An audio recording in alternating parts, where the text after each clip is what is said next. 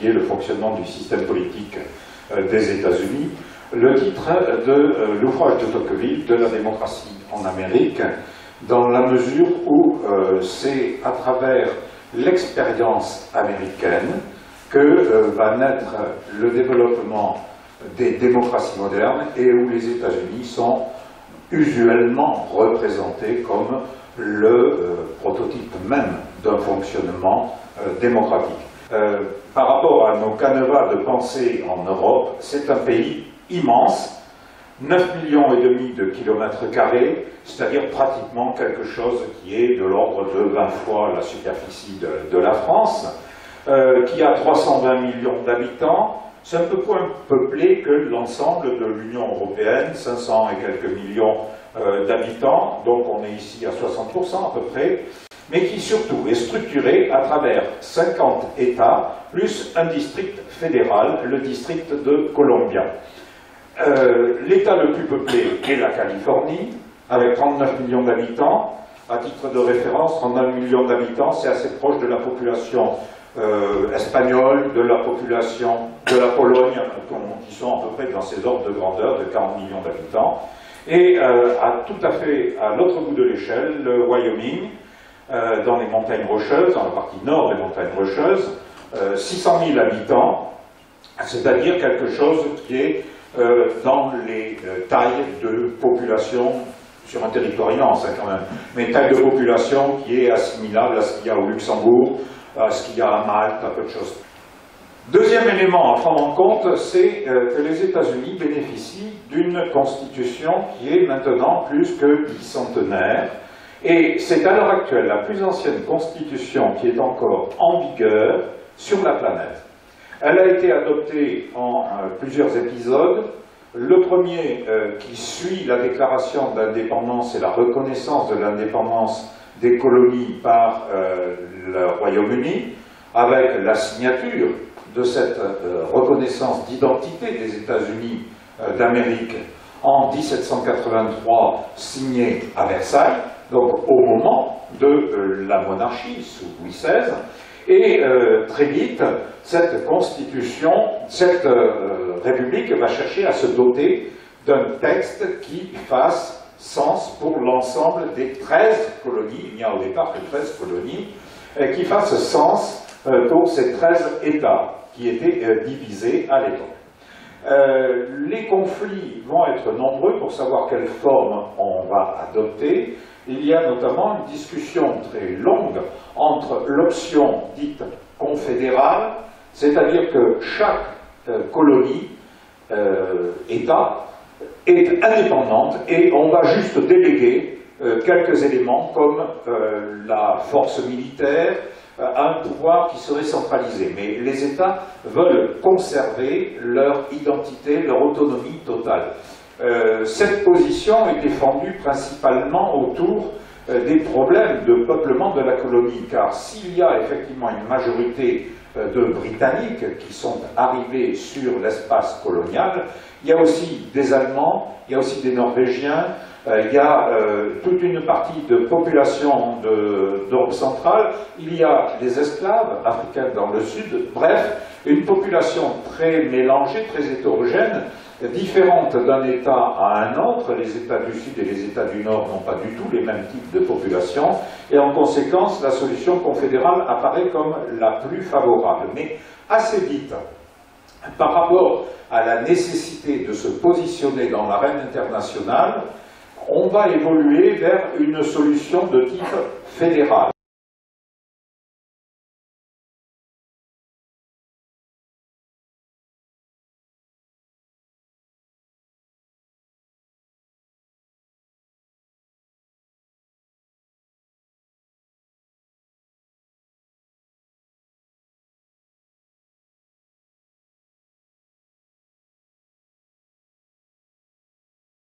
En plus du texte constitutionnel en tant que tel, on va faire rajouter, les constituants vont faire rajouter une série de 10 amendements, des textes qui n'étaient pas prévus à l'origine dans le texte initial de la Constitution, et qui vont constituer le Bill of Rights, l'ensemble de déclarations des droits des États-Unis. Et ces 10 amendements sont extrêmement importants, vous en connaissez quelques-uns. Le premier amendement, qui est le plus important, qui assure la liberté de conscience, liberté religieuse, liberté politique, etc.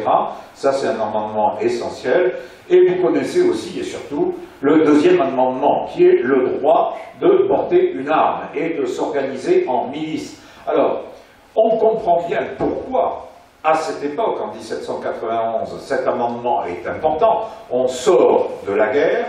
Il est important que les citoyens soient en mesure de riposter à une éventuelle reprise du conflit de la Grande-Bretagne qui voudrait récupérer ses colonies. Donc, la possibilité de l'armement citoyen. Et enfin, ce que l'on peut noter dans cette Constitution, c'est qu'elle a eu, tout au long de ces 2 siècles, une formidable capacité d'adaptation.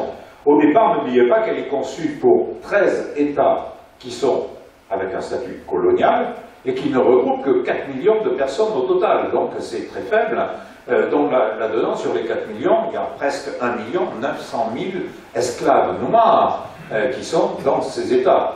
Et malgré ce, vous avez eu 320 millions à l'heure actuelle, la Constitution a réussi à tenir le coup, on l'a toilettée par des amendements, mais fondamentalement, elle reste la même. Ce qui veut dire que, globalement, elle a su s'adapter, et on verra pourquoi, principalement parce qu'elle a réussi à fonctionner essentiellement sur le consensus du plus grand nombre. L'élément essentiel, c'est le pouvoir exécutif, c'est le pouvoir du président. Et ici, on a un régime qui est beaucoup plus présidentiel qu'en France, puisqu'en France, à côté du président, il y a un gouvernement, avec un chef de gouvernement. Aux États-Unis, le président n'a pas de gouvernement constitué. Il est assisté pour son travail par des secrétaires d'État. Bien entendu, il est l'émanation du peuple des États-Unis, et c'est ce qui fonde ce pouvoir extrêmement important. Mais il faut bien voir qu'à la différence de notre système, le président n'est pas élu au suffrage direct. Il est élu dans un suffrage à 2 degrés.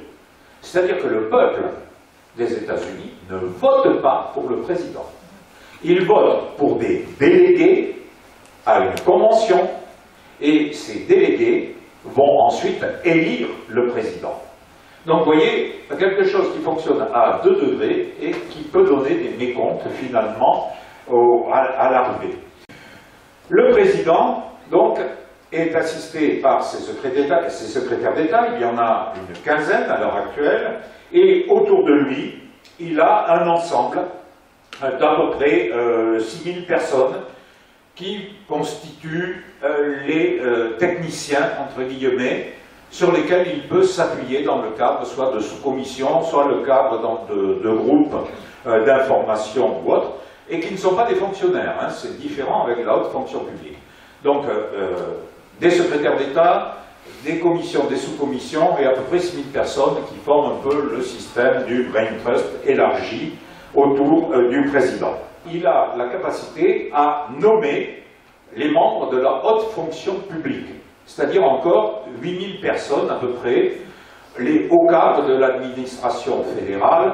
Le président est aussi le chef des forces armées, et en tant que tel, il a la capacité à signer des traités ou à intervenir pour déclarer la guerre. Alors, il est obligé de faire une déclaration de guerre s'il veut pouvoir engager des troupes américaines. Mais il a un délai. Pendant 60 jours, il peut engager les forces armées américaines sans avoir l'aval du Congrès. Mais il faut qu'au bout des 60 jours, il fasse voter par le Congrès la légitimation de l'intervention extérieure. Et d'autre part, pour établir la paix et les traités de paix, il doit là aussi passer devant le Congrès. Alors on a modifié un peu les règles du jeu. À un moment donné, il fallait que le Congrès vote à 60% pour légitimer le traité de paix que le président envisageait de signer. Faute de ces 60%, le traité n'était pas accepté. Il y a un précédent. Lorsqu'à la fin de la Première Guerre mondiale, Wilson, à travers les 14 points, avait engagé les États-Unis et préconisé la création d'une société des nations. Le Congrès a refusé l'engagement des États-Unis dans un système multilatéral et revenu à l'isolationnisme, et Wilson a été désavoué, ce qui fait que son bébé, la Société des Nations, a fonctionné dès le départ sans les États-Unis. Alors pour éviter ce type de problème, depuis le début des années 70, il existe une astuce qui consiste à faire que le président ne passe plus par un traité, mais passe par une décision présidentielle, et qui n'a pas besoin d'être entériné par le Congrès. Le Congrès a la possibilité d'y mettre un holà, mais il faut qu'il réunisse à ce moment-là un veto des 2/3 pour pouvoir bloquer cette décision. Et vous savez ce qui s'est passé à propos de l'Iran, lorsque Obama a décrété qu'on était arrivé à la conclusion d'un bon accord, il a voulu le faire passer et le Congrès y était opposé. Il a donc dû ramer pour essayer de récupérer quelques républicains, de récupérer tout ça, en leur disant « vous vous abstenez, vous ne votez pas le veto ». Et comme le Congrès a été incapable de réunir un vote de veto à 2/3, on considère que le décret présidentiel a valeur désormais fondamentale de loi pour les États-Unis.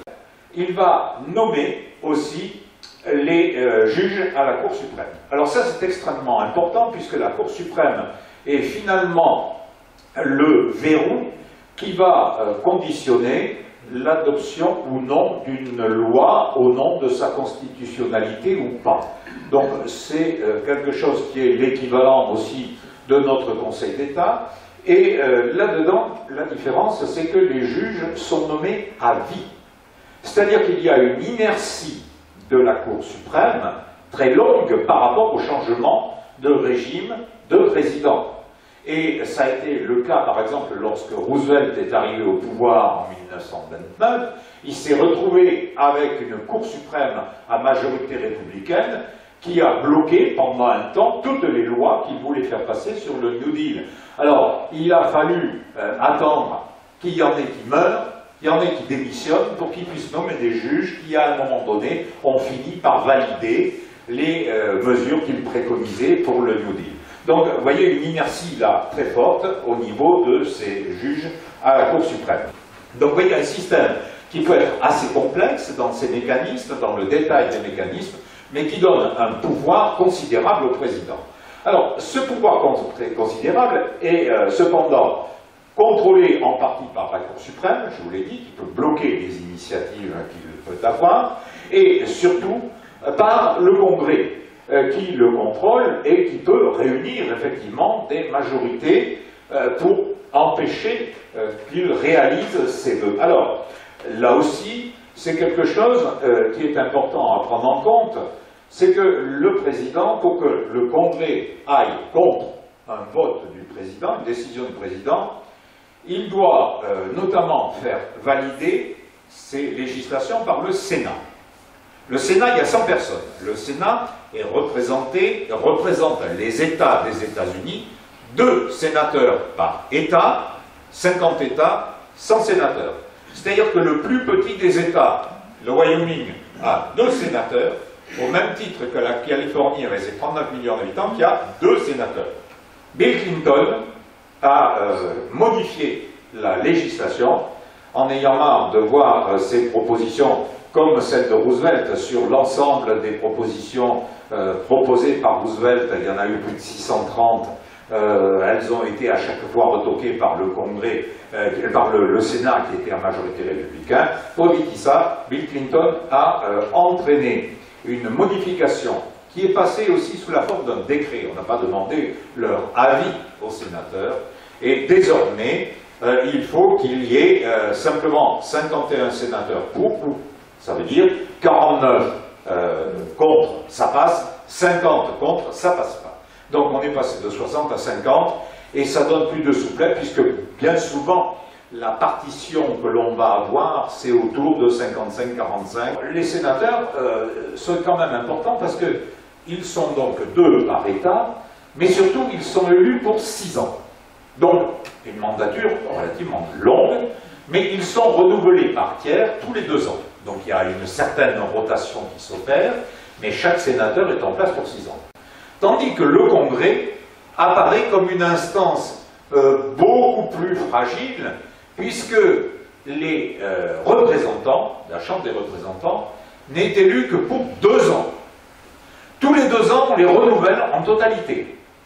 Et la formule des Américains sur ce système, c'est en gros, quand on est représentant, on passe la première année de son mandat à faire oublier les promesses que l'on a faites, et la deuxième année de son mandat à formuler de nouvelles promesses qui vont vous faire payer. Donc une vision, si vous voulez, ici, où c'est pas l'orientation partisane qui va être un élément décisif pour les congressistes, puisqu'ils sont élus sur la base de circonscriptions à l'intérieur des États et au prorata de la population. Donc là, il y a une représentativité, si vous voulez, qui est un peu plus importante, encore que dans certains États, pour les représentants, il y en a 7 qui n'ont qu'un représentant, l'Alaska, les Dakota, le Montana, donc les États du Nord vers les Rocheuses, le Delaware et le Vermont sur la côte nord-est, et le Wyoming aussi, donc dans les Rocheuses. Là, il manque un représentant. Ailleurs, c'est à peu près proportionnel à la population. Et les circonscriptions sont redécoupées tous les 10 ans en fonction, à l'intérieur des États, en fonction des évolutions démographiques. Donc il est important pour un représentant d'être dans une circonscription qui bouge peu, et il va essayer de garder la population, d'éviter le déclin démographique s'il veut conserver son... Ces représentants donc sont élus par le peuple des États-Unis à travers soit des systèmes de convention, soit en vote direct. Voilà un peu pour l'organisation du pouvoir, et avec une nouveauté, enfin un élément supplémentaire qu'il faut noter par rapport à nous qui avons un État très centralisé. La fonction publique, ici, il y a bien une administration fédérale, mais l'essentiel de la fonction publique est une fonction d'État. D'où un poids considérable des États fédérés au sein de la fédération, et qui est un des éléments qui bride la possibilité pour le président d'intervenir sur l'ensemble de l'Union. On retrouve ce débat entre fédéralisme et centralisme qui anime en permanence le point de vue politique des États-Unis, des Américains.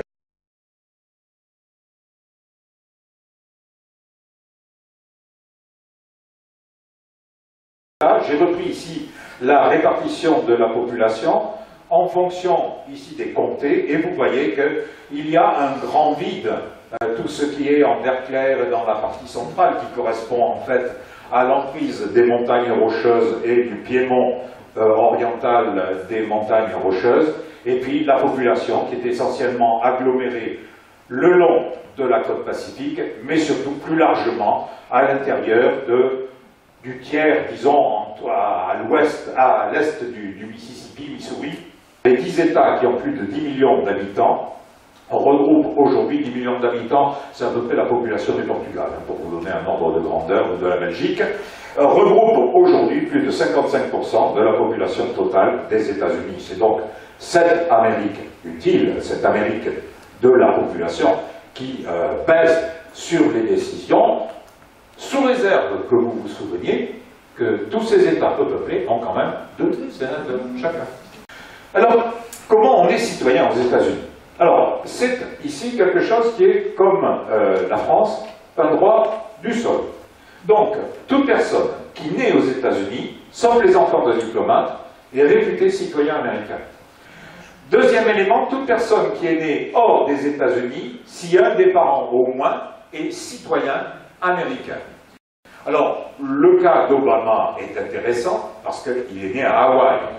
Mais vous savez qu'on lui a fait un procès pendant longtemps de dire non, non, non, il n'est pas né à Hawaï, il est né en fait au Kenya, il a été importé à Hawaï après sa naissance, et donc il ne peut pas être candidat à l'élection présidentielle parce qu'il n'est pas né sur le territoire des États-Unis. Donc la clause, même si un des parents, sa mère, est citoyenne américaine, comme il n'est pas né sur le territoire des États-Unis, il ne peut pas être américain, il est donc illégitime dans sa candidature à l'élection présidentielle.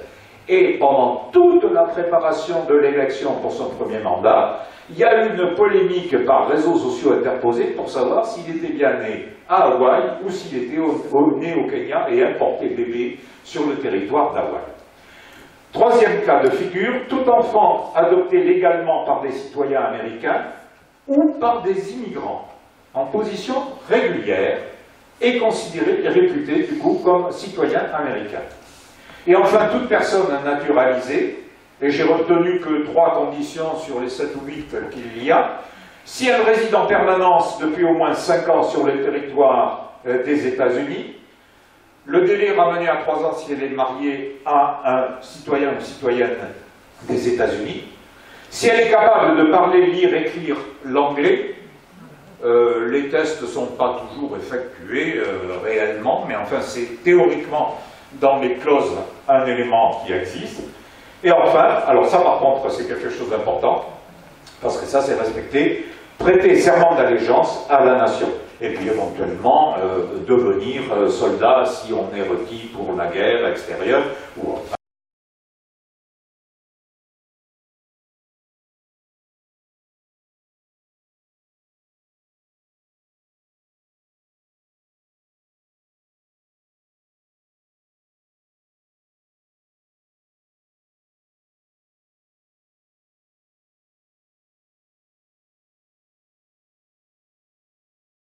Et à l'heure actuelle, on parle d'abaisser ce droit de vote à 17 ans. Il y a déjà 2 ou 3 États dans lesquels le vote à 17 ans est entré en vigueur. Donc voilà, si vous voulez, pour cette évolution de la citoyenneté avec cette généralisation, si vous voulez, progressive dans le temps à partir de 1860. En conséquence, si on regarde le corps électoral américain, je reprends le bilan. 320 millions d'habitants, alors j'ai arrondi, 74 millions d'Américains qui ont moins de 18 ans, donc qui sont potentiellement pas des électeurs. Or, le nombre des gens qui votent atteint en règle générale à peine la moitié. C'est-à-dire que le taux de participation aux États-Unis est véritablement très faible, même pour les élections présidentielles. Et une des revendications à l'heure actuelle de la sphère politique dans l'opinion américaine, c'est d'arriver à l'établissement d'une liste électorale nationale, ou au moins d'avoir un mécanisme de liste électorale par État fédéré. Donc il resterait des différences entre les 50 États, mais au moins que ça ne soit pas à la tête du client en fonction des comtés. Et surtout, le problème qui est posé, c'est que les Américains voyagent beaucoup, se déplacent beaucoup. Bon nombre vivent d'ailleurs dans des trailers, dans des caravanes ou des choses comme ça, et donc ne sont pas reconnus comme des résidents sur un territoire d'une commune. Ils sont là comme des voyageurs, comme des touristes, comme des passagers. Donc, à chaque fois qu'ils quittent un territoire, ils sont radiés ou ils peuvent être conservés.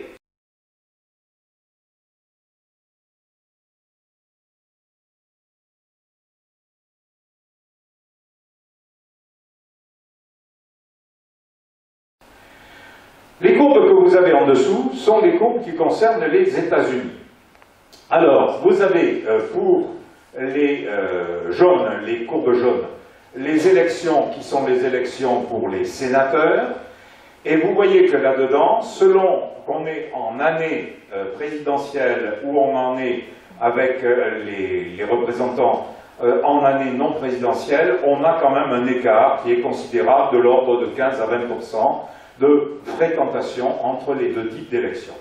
Et puis enfin, vous avez la courbe de l'élection présidentielle en noir, qui est la courbe que vous avez en haut, et qui va vous montrer les participations que l'on est. Alors vous voyez que dans la dernière période, à partir de 2000, on a une remontée sensible de la participation au niveau des élections. Depuis le corps électoral, il semble bien que la candidature d'Obama ait polarisé l'opinion publique de telle façon que des gens se sont décidés pour ou contre se sont décidés à aller voter, à sortir de l'espèce de train-train de la faible participation. Le vote a lieu un mardi, c'est-à-dire un jour de semaine, qui n'est pas un jour férié.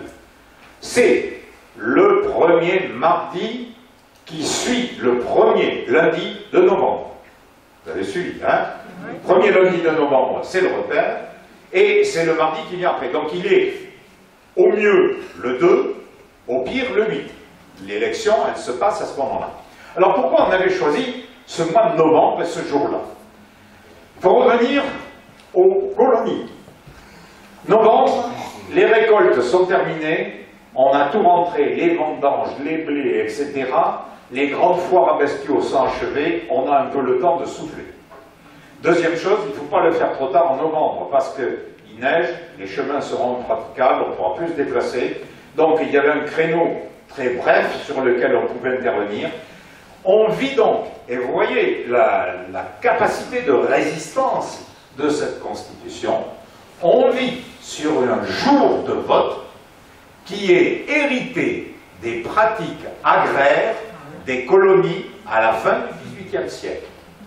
Donc, un élément qui a des conséquences, c'est que comme c'est un jour non férié, on constate que les salariés votent beaucoup moins que les retraités, que les professions libérales, que les patrons d'industrie, que les autres.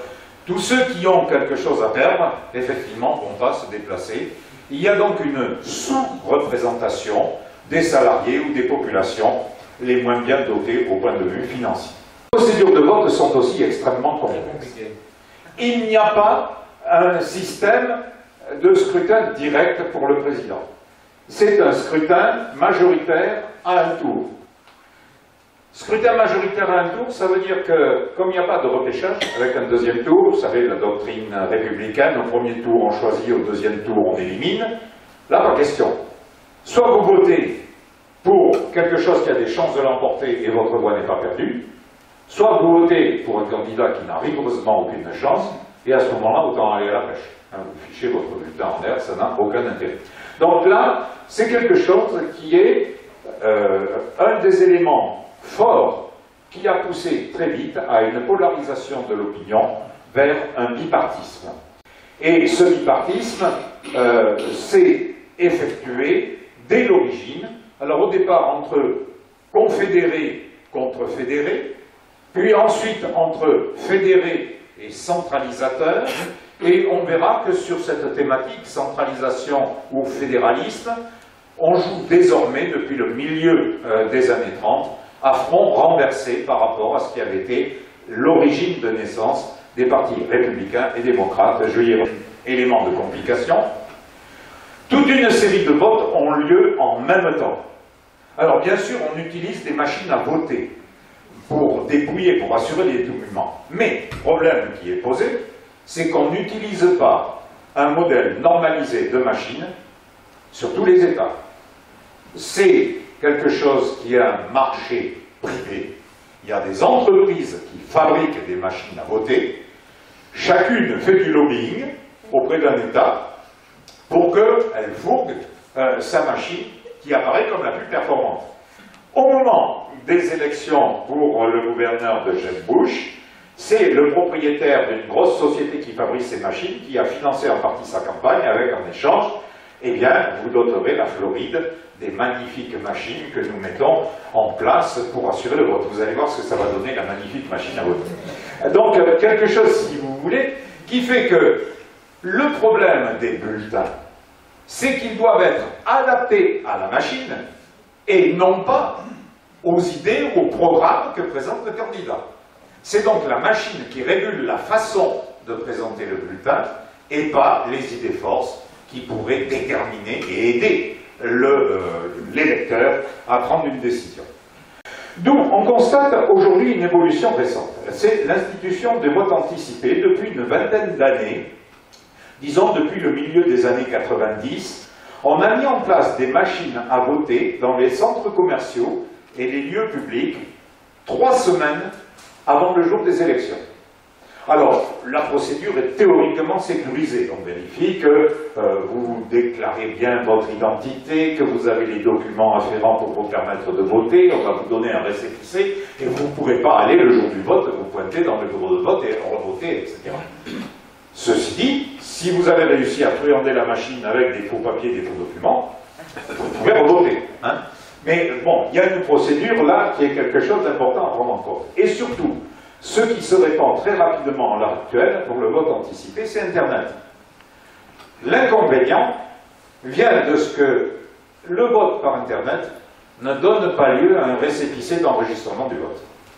Et que si vous avez plusieurs adresses Internet, vous pouvez éventuellement effectuer plusieurs votes. Donc, les États-Unis sont à l'heure actuelle à la recherche d'un système qui permette à l'électeur de mieux participer, de ne pas être bridé par le mardi où l'on doit voter et perdre son salaire, mais à l'heure actuelle, toutes les procédures mises en place sont régulièrement dénoncées comme des possibilités de manipulation de la décision de l'électeur à travers ces procédures non normalisées et surtout difficilement contrôlables. Enfin, depuis 2002, il y a eu un effort qui a été lancé pour moderniser le système de vote avec le décret AVA, Help America Vote, aider le vote des Américains, aider le vote américain. Et c'est l'État fédéral qui a décidé de participer au financement de l'achat de nouvelles machines à voter, parce que les plus vieilles fonctionnent comme il y a une quarantaine d'années. Si vous étiez un fervent adepte du PMU, vous aviez une petite pince à faire des trous-trous ou des encoches sur des tickets, on passait une aiguille à tricoter, ce qui était ouvert sur le haut, ça restait dans la boîte, et on ne se levait que ce qui avait été perforé avec un... Alors, pourquoi vote-t-on? Alors, ça, c'est aussi quelque chose qui nous dépasse un peu. Nous, on vote pour un député, on vote pour un délégué régional, on vote pour le président de la République, on vote pour personne, et on sait pourquoi on vote. Ici, on effectue plusieurs votes le même jour. On vote pour pourvoir des fonctions civiques à tous les niveaux internes des États fédérés. Et il existe plus d'1 million de fonctions à pourvoir dans les 50 États. Alors, on va voter évidemment dans le champ du politique, pour tout ce qui concerne les municipalités, les responsables des comtés et les gouverneurs. Donc ça, c'est normal, c'est les élections à finalité totalement politique. Mais on vote aussi pour beaucoup d'autres fonctions. Les juges sont élus, les shérifs sont élus, les conseils scolaires sont élus, etc. Les médecins légistes sont élus. Hein. Le plus gag que j'ai trouvé dans la liste, bon, si ça vous amuse, vous pouvez toujours chercher sur Internet, c'est élagueur de comté. Donc, des votes extrêmement complexes. Le bulletin de vote est finalement quelque chose qui comprend des rubriques extrêmement importantes à les niveaux de l'État fédéral, au niveau de l'État, au niveau du comté, au niveau de la municipalité, et ensuite pour toutes les fonctions en politique. On peut voter aussi pour des textes de loi ou de réglementation, ça c'est un peu l'équivalent des votations que l'on a en Suisse, qui sont applicables aux différents niveaux territoriaux internes à l'État. En 2012, j'ai pris cet exemple parce qu'il est absolument stupéfiant, le livret qui détaillait toutes les mesures, initiatives et propositions sur lesquelles devaient voter les Californiens était de 144 pages. D'accord? Et alors, ça allait dans les éléments, depuis l'obligation de porter un préservatif pour les acteurs du porno, jusqu'à la suppression de la peine de mort. C'est un républicain qui l'a proposé, ça c'est étonnant. Et puis, en passant par l'étiquetage obligatoire de la présence des OGM sur les aliments transformés, etc. Donc, j'en passe et des meilleurs, mais vous voyez, 144 pages à lire avant de pouvoir aller voter. On vote pour les grands électeurs de l'élection présidentielle. Alors, ces grands électeurs de l'élection présidentielle, c'est eux qui vont voter pour le président. C'est pas vous. Vous voyez quel est le collège électoral présidentiel. Puis ce sont les grands électeurs. Vous voyez que les États les moins peuplés, dans le haut, Wyoming, Montana, les deux Dakota, 3 grands électeurs pour l'État. Et pour les États les plus importants, la Californie, 55 grands électeurs. Ce qui veut dire que globalement, quand on fait une campagne électorale présidentielle, On ne va pas aller perdre son temps dans le Wyoming ou dans le Dakota du Nord. On a des clopinettes à récupérer. Par contre, il y a des États, test les États les plus peuplés, où on a intérêt à faire une campagne, à y dépenser beaucoup de sous, à être présent sur le terrain, parce que c'est là que va se faire, évidemment, la décision. Ce nombre de grands électeurs est révisé, là aussi, tous les 10 ans, en fonction de la population, en fonction du recensement. Pour être candidat, le citoyen, alors on doit être évidemment citoyen, d'où les polémiques qu'il y avait eu sur Obama, avoir plus de 35 ans et résider depuis au moins 14 ans dans le pays. Ce qui nous choque le plus, c'est que le candidat qui obtient le plus de suffrages dans l'État gagne le suffrage de tous les grands électeurs. C'est le système, le gagnant prend tout. C'est-à-dire que si à un moment donné, sur les 55 électeurs, grands électeurs que vous allez avoir en Californie, il y a, mettons, 27 électeurs républicains, 28 démocrates, les 55 devront emporter le vote au candidat démocrate. On fout à la trappe les votes républicains. Ce bipartisme, dont j'ai parlé tout à l'heure en disant que le suffrage à un tour pousse au bipartisme, il n'est pas institutionnel. À chaque élection présidentielle, il y a un candidat du Parti communiste des États-Unis. Il va regarder en disant que c'est pas possible. Donc on a toute une série de candidatures présidentielles qui sont possibles. Ça tourne généralement entre 12 et 15, représentant soit des courants politiquement marqués au point de vue idéologique, soit des courants où un millionnaire décide qu'il va faire campagne et que finalement, ça serait bien pour sa notoriété de tenter l'élection présidentielle.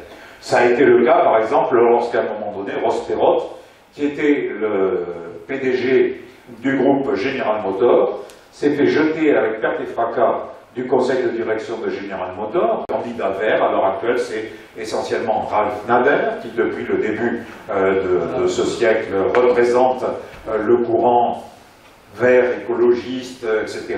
Il y a des libertariens, il y a des tas de groupes qui essayent de promouvoir. Mais ils n'ont aucune chance d'être élus, parce qu'il faut déclarer sa candidature dans tous les États.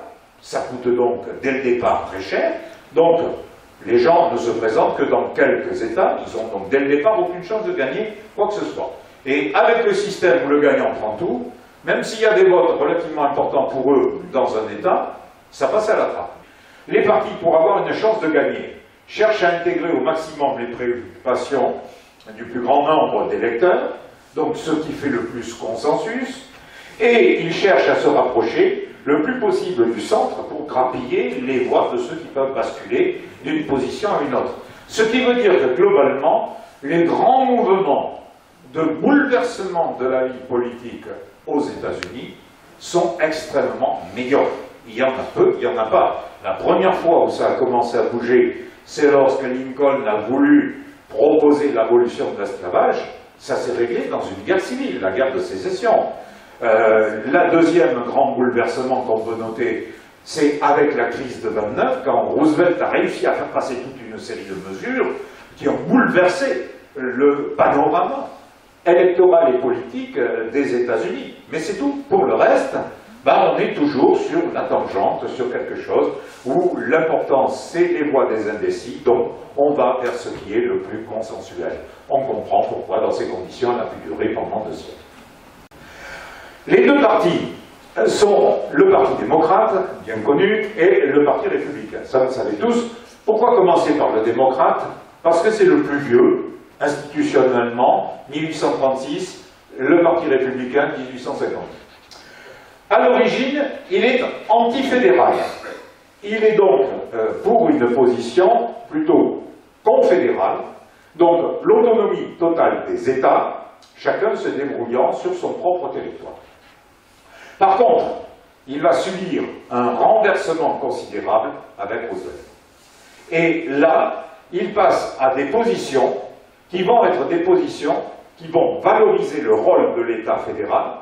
Donc les démocrates qui étaient anti-centralisateurs, anti-pro-fédéralistes et même au départ confédérés, vont finalement se retrouver à défendre la centralisation telle que Roosevelt la promeut à travers le New Deal, et vont devenir finalement les protecteurs des minorités, minorités religieuses, des minorités de richesse, des minorités de race, des pauvres, etc., autour d'une valeur essentielle qui est la valeur de solidarité que va imposer Roosevelt, que reprendra Johnson avec l'état de la grande société, où il instaure un équivalent de notre welfare state, jusqu'à la politique d'Obama, qui va essayer d'imposer un système de protection sociale généralisée, de sécurité sociale, inspiré par les modèles européens, notamment le modèle français.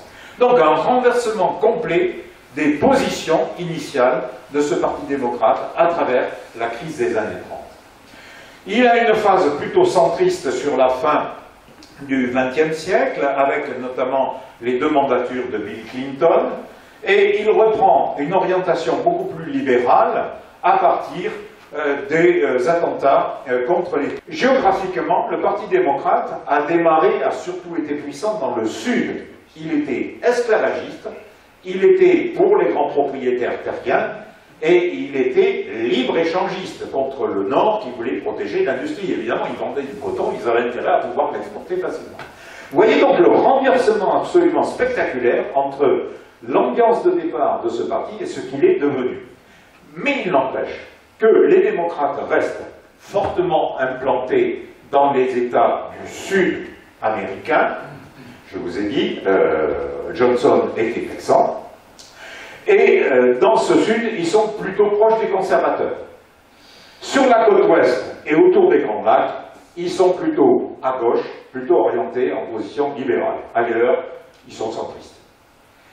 Le Parti républicain, il est fondé donc en 1854 autour de Lincoln, dans la mesure où il veut essayer d'aller vers une abrogation de l'esclavage et de passer à un système qui soit plus centralisé, refusant notamment le système du libre-échange. Et en ce sens, il est le porte-parole des industriels du Nord. L'industrie est en train de naître aux États-Unis. Elle n'est pas en capacité de résister à la puissance britannique qui s'est développée fortement. Et donc, pour arriver à sauvegarder cette naissance, cette émergence d'une industrie, il faut pratiquer un contrôle des marchandises, pratiquer un protectionnisme. Et évidemment, le Sud n'est pas du tout d'accord, parce que ça veut dire, si on met le protectionnisme, on va nous flanquer des taxes, on ne pourra plus exporter notre coton vers l'Europe, et on va être ruiné. Vous voyez que la guerre de sécession a deux fondements, un fondement racial, oui ou non à l'esclavage, et un fondement économique, sur la position de l'État dans la sphère internationale. Et finalement, ce parti est celui qui a le plus dominé, donc il gagne dans la guerre de sécession, il est plutôt représenté dans le nord des États-Unis, et il va être plutôt celui qui va être le plus souvent présent, disons, au pouvoir jusqu'à la crise de 1929. C'est son incapacité à aborder correctement la crise de 1929 qui ouvre la piste de Roosevelt, mais du coup, comme Roosevelt occupe les positions centralisatrices, protectionnistes, etc., le Parti républicain, pour se trouver une clientèle, joue à front renversé. Il devient, du coup, à ce moment-là, libre-échangiste, il est contre le multilatéralisme, pour la position dominante des États-Unis, et il est défenseur du big, que ce soit le big business, il va prendre donc au niveau des grandes entreprises et des grandes lobbies, et aussi le représentant du monde rural, donc de tout ce qui est laissé un peu sur la touche par le développement de la ceinture industrielle des Grands Lacs et qui se trouve un peu marginalisée. Les néocons, c'est le nom qu'on leur donne, néoconservateurs, hein, et puis des modérés. Fiscalement, ils sont plutôt conservateurs, mais plutôt ouverts sur les questions sociétales, donc ils sont un peu contre le Tea Party et ses valeurs morales, etc. Géographiquement, les conservateurs dominent plutôt dans le sud, les libertariens sur la côte ouest et les modérés sur la côte est. Que le clivage se creuse. Vous avez au départ, dans la première image, les votes des sénateurs et des représentants. En rouge, on va avoir les républicains, en bleu, les démocrates. Et on voit que finalement, pas un trou sur la position médiane, sur la position zéro, on a finalement des tendances qui sont plutôt dominantes, plutôt d'un côté, plutôt de l'autre, mais le centre est un espèce de grand truc dans lequel on peut se retrouver. Par contre, si on regarde les votes qui ont été réalisés en 2011-2012, on voit que dans ces conditions, il y a une affirmation beaucoup plus nette, partisane, beaucoup plus nette.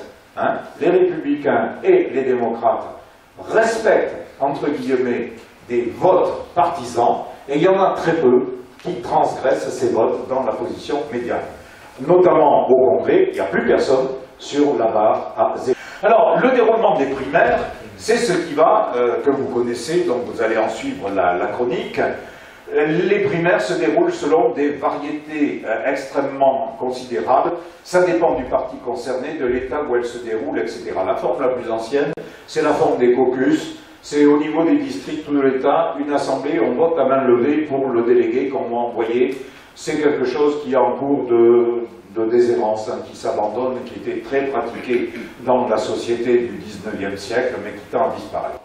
Une fois que les primaires sont passées, peu à peu, il y a un élagage, et les candidats qui avaient soutenu les électeurs qui avaient soutenu tel candidat au niveau des primaires vont se rallier à tel autre candidat, leur candidat disparaissant parce qu'il n'a aucune chance. Il y a une tendance au regroupement derrière le candidat leader qui émerge à travers les primaires. Donc vous voyez, les primaires sont importantes parce qu'elles sont assez ouvertes et elles tentent à dégager finalement celui qui va réunir l'essentiel des suffrages. Donc vous voyez une très grande diversité qui fait que là-dedans, c'est un peu une foire d'empoigne et qu'il faut être américain, c'est un peu comme avec les règles du football américain, être vraiment spécialiste de la chose et suivre longtemps pour arriver à démêler ça avant d'arriver au résultat. Alors le calendrier des élections, c'est ce que vous avez, ça commence de septembre à janvier, c'est le début, chacun se déclare à l'intérieur des partis.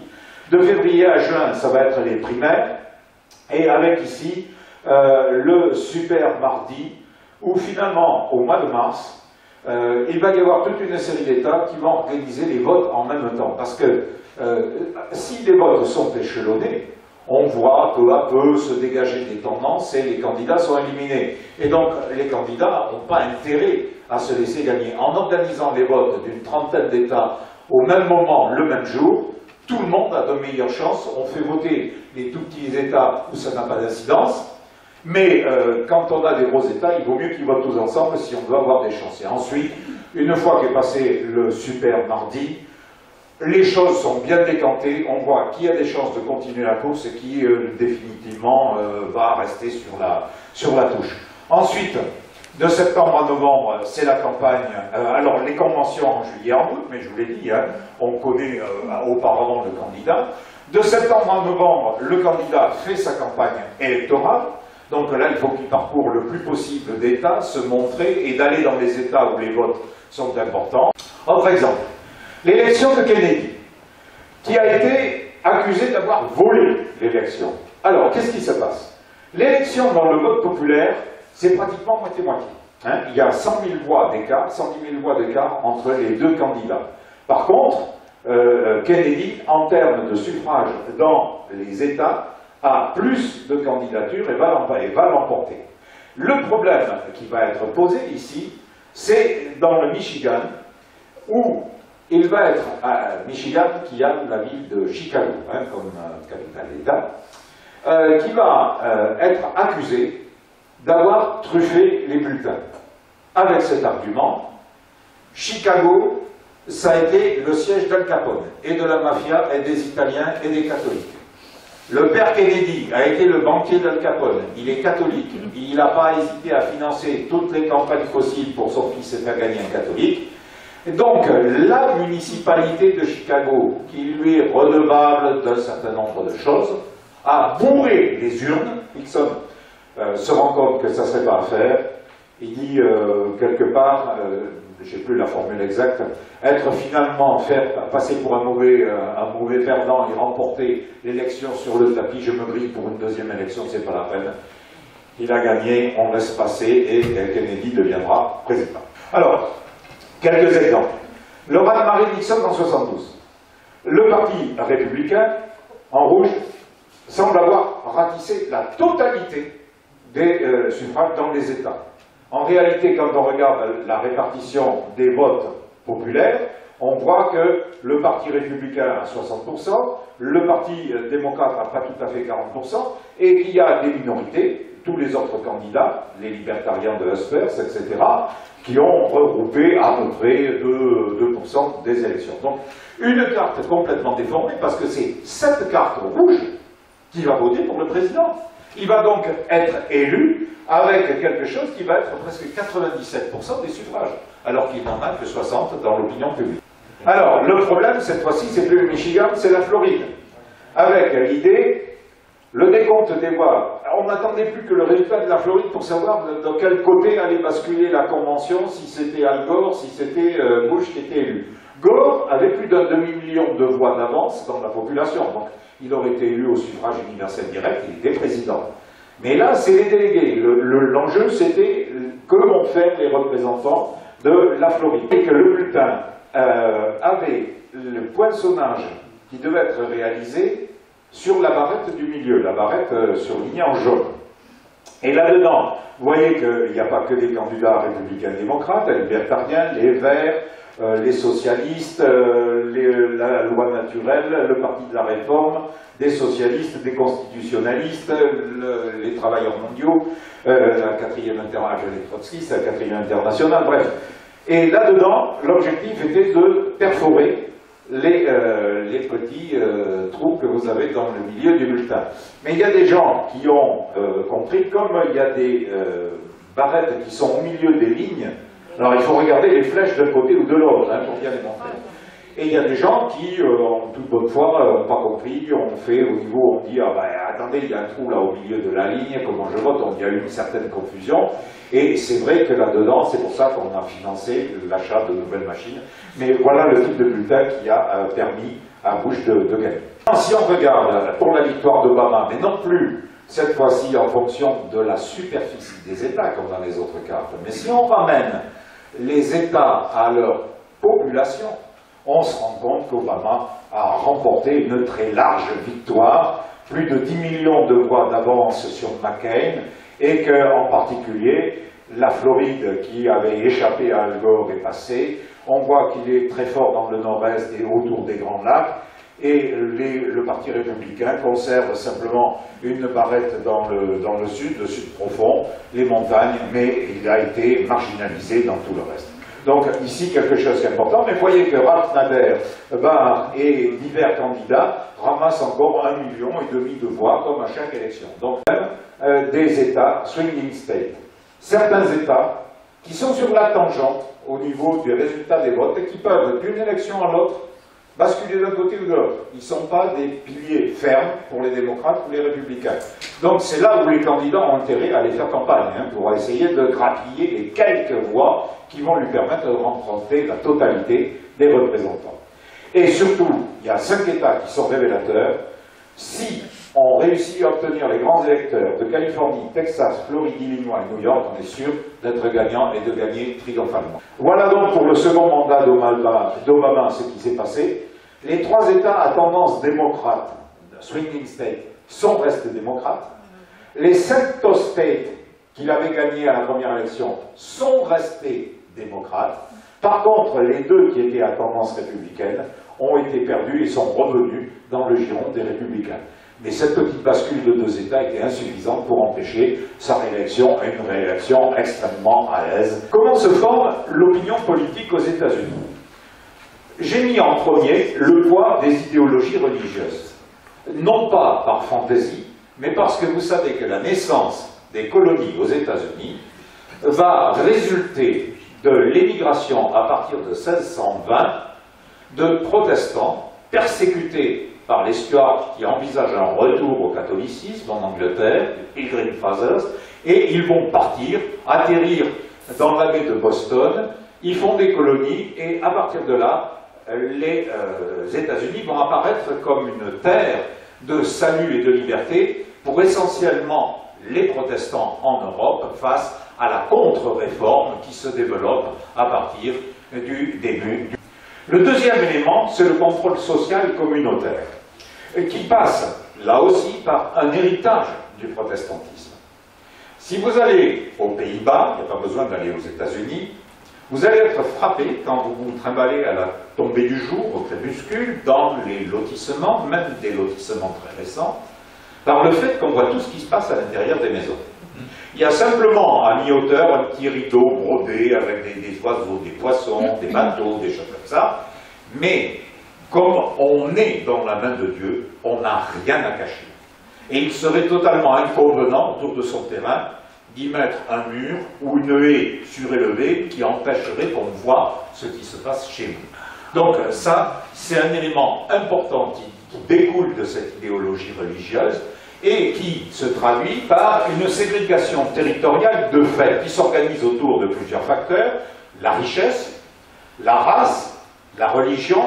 Race, je l'ai mis entre guillemets, puisque effectivement il n'y a pas de fondement scientifique à l'existence des races, mais c'est quand même un concept qui fonctionne beaucoup aux États-Unis et qui conduit à une emprise de la communauté sur la personne. C'est-à-dire que l'essentiel, c'est de ne pas se faire remarquer.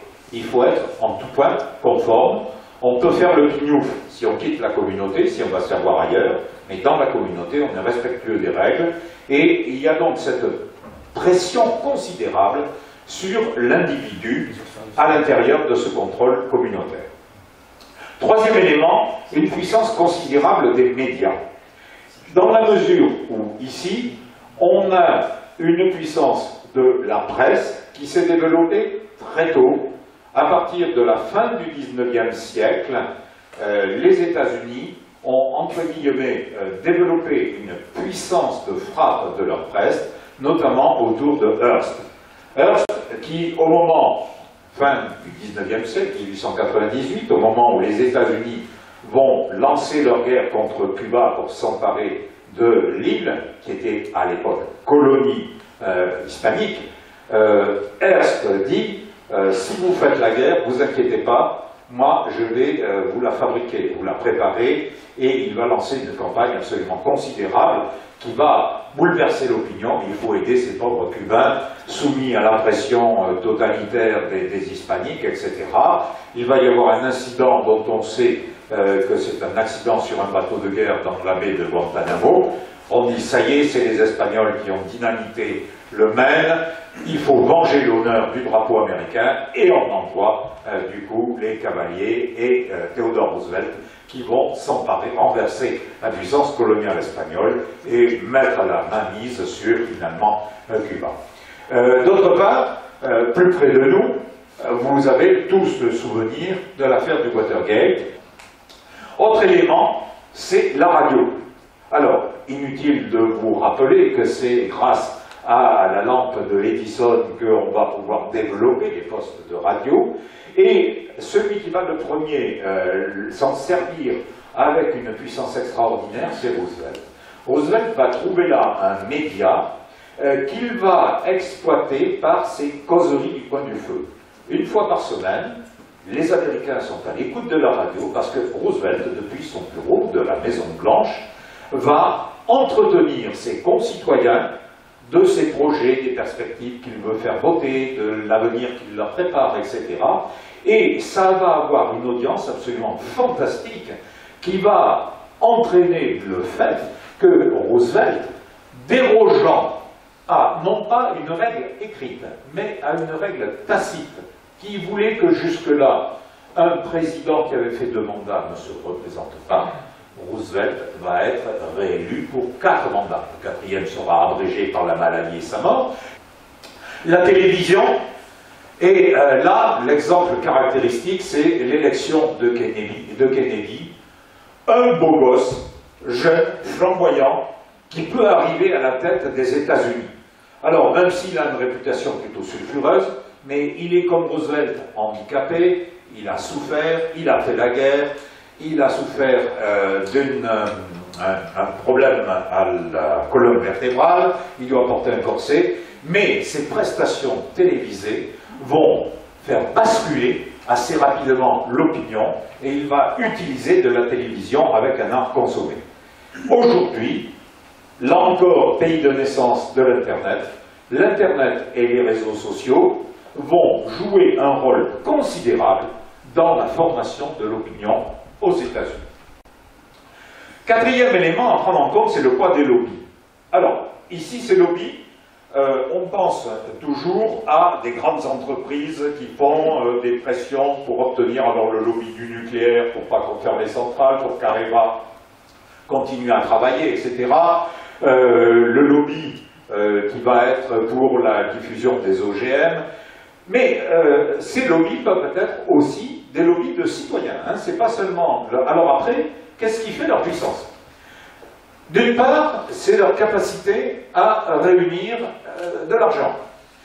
Plus on a des moyens considérables, et plus il est facile d'obtenir, d'arroser des parlementaires, d'obtenir des pavés dans la presse, d'obtenir des passages de télévision. Donc, effectivement, on comprend pourquoi, quand on pense lobby, on pense toujours à de grands groupes financiers ou industriels qui ont des capacités considérables. Mais si on sort de l'échelle fédérale ou de l'échelle étatique, à l'échelle du comté ou à l'échelle locale, des groupes de citoyens peuvent former un lobby extrêmement puissant qui va lutter, par exemple, pour assurer l'armement de la police, l'arrestation sans enquête préalable de ce qu'on considère comme des délinquants ou qu'on présuppose être des délinquants, etc. Donc, attention, derrière cette idée de lobby, bien voir que c'est tout ce qui, ne passant pas par un parti institutionnel, est un groupe de pression et qui peut, selon ses moyens et selon l'échelle territoriale sur laquelle on se place, avoir une intervention extrêmement puissante. Et enfin, les techniques avancées de surveillance de l'opinion, ça commence à partir de 1935 avec Gallup, qui met en place la première technique de réalisation de sondage. C'est-à-dire qu'à partir d'un échantillon restreint, de population bien choisie, représentative, par sexe, par âge, etc., de la population qui va voter, on peut prédire à l'avance le résultat de ce que va être une élection. Et ça va démarrer en 1935, dans la mesure où, avec un échantillonnage relativement réduit, il assure que Roosevelt sera réélu. Alors que dans la presse, la grande presse, mais qui, elle, réagit en fonction des financements qu'elle reçoit, prévoit une victoire des Républicains.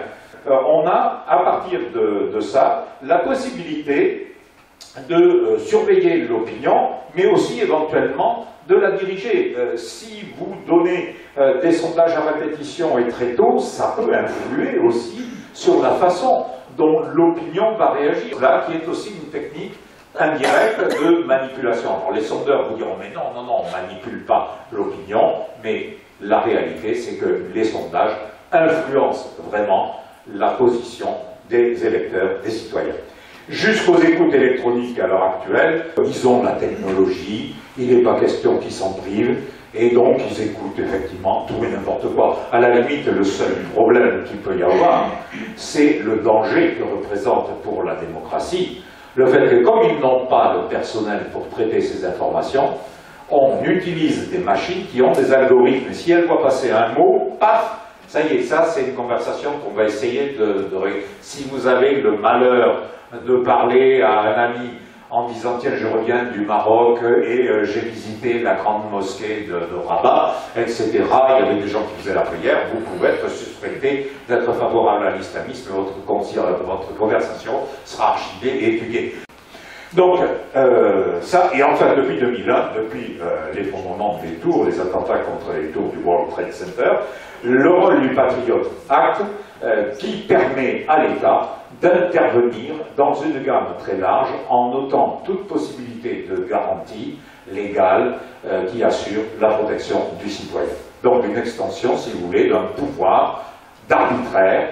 Alors, à l'heure actuelle, on est en train de nous dire, oui, mais en France, attention, l'état d'urgence, c'est pas tout à fait le Patriot Act, c'est pas la même chose, il y a quand même des garanties pour les citoyens. Et voilà ce qui va se passer pour cette année. Après un métis, une femme, et en plus, une blonde. À vous, mesdames.